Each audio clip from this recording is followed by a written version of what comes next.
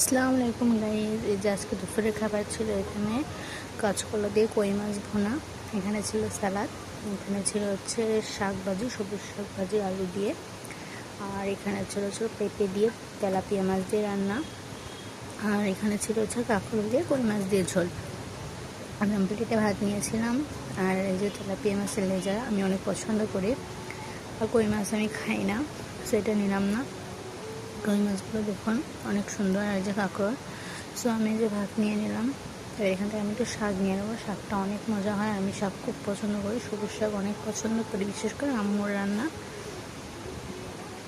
আমি এখানে খেয়ে নিচ্ছি সবুজ শাক দিয়ে ভাতটা মাখিয়ে। দেখুন আমি ওই সবুজ শাক দিয়ে ভাতটা মাখিয়ে খাওয়ার পরে আমি এখান থেকে 2 পিস কাঁচকলা নিয়ে নিলাম। যেহেতু কই মাছ খাই না তাই মাছ নিলাম না, কাঁচকলার একটু ঝোল নিলাম। কাঁচকলার তরকারিটা অনেক মজা হয়েছিল। সো আমি খেয়ে নিলাম। আমার ভিডিও ভালো লাগলে অবশ্যই সাবস্ক্রাইব করে পাশে থাকবেন। আল্লাহ হাফেজ।